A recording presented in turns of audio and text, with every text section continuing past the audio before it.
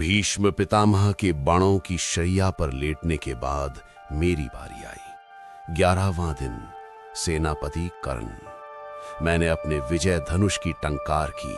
वो आवाज यमराज के हंसी जैसी थी। मेरे बाणों ने पांडव सेना में हाहाकार मचा दिया। नकुल और सहदेव मेरे सामने आए। मैंने उन्हें हराया, उनकी तलवारें काट दी। मैं उन्हें मार सकता था, एक बाण और पांडवों की संख्या 4 हो जाती। लेकिन वचन, मां कुंती को दिया हुआ वो वचन मेरे हाथों को बांध रहा था। मैंने उन्हें जीवन दान दिया। मैंने भीम को भी पछाड़ा, लेकिन उसे मारा नहीं। मैं केवल एक ही शिकार की तलाश में था, अर्जुन। लेकिन कुरुक्षेत्र के नियम टूट रहे थे। धर्म युद्ध अब अधर्म में बदल चुका था। अभिमन्यु, उस बालक को 6 महारथियों ने घेर के मारा था। मैं भी उनमें से एक था। उस पाप का बोझ मेरे सीने पर पत्थर की तरह रखा था।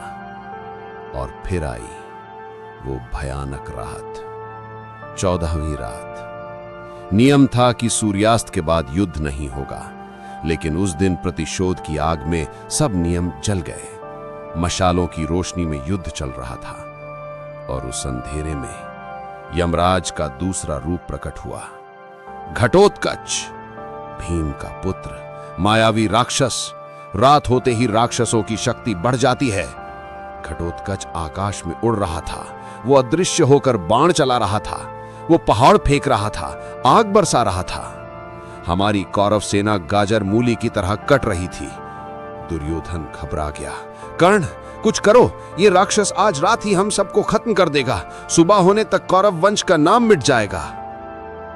मेरे बाण घटोत्कच पर असर नहीं कर रहे थे।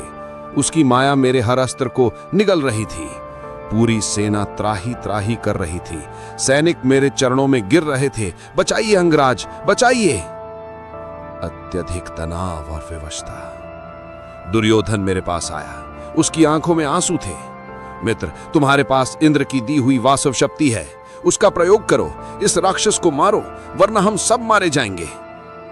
मैं सन्न रह गया। वासव शक्ति, वो मेरी अंतिम उम्मीद थी। मैंने उसे संभाल कर रखा था, सिर्फ और सिर्फ अर्जुन के लिए। मैं जानता था कि अर्जुन को मारना सामान्य बाणों से संभव नहीं है। केवल यही एक शक्ति थी जो उसे भेद सकती थी। मैंने दुर्योधन से कहा, मित्र, यह शक्ति एक ही बार चल सकती है। अगर मैंने इसे घटोत्कच पर चला दिया तो कल अर्जुन को कौन मारेगा? लेकिन दुर्योधन ने कहा, अगर हम आज रात ही नहीं बचे तो कल का सूरज कौन देखेगा? कर्ण, हताशा। मैं फंस गया था। एक तरफ मेरा लक्ष्य था और दूसरी तरफ मेरा मित्र और उसकी मरती हुई सेना। क्या मैं अपनी सेना को कटते हुए देखता रहता? नहीं, एक सेनापति ऐसा नहीं कर सकता।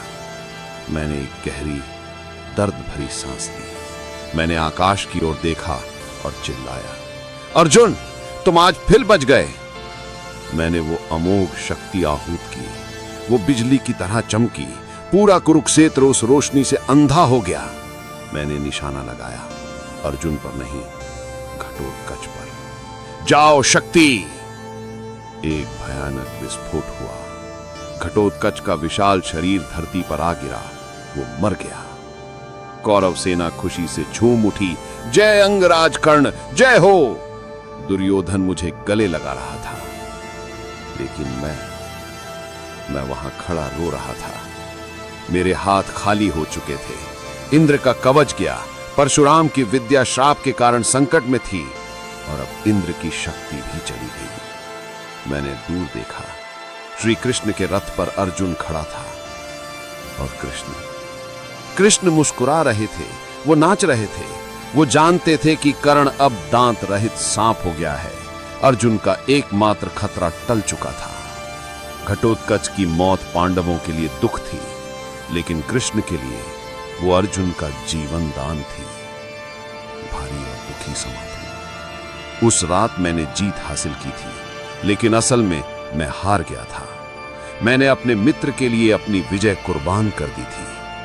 अब मेरे पास केवल मेरा पौरुष था, मेरा बाहुबल था, और कल मेरा और अर्जुन का अंतिम फैसला होने वाला था। निहत्थे कर्ण और गांडीवधारी अर्जुन। नियति अब अपने अंतिम खेल के लिए तैयार थी।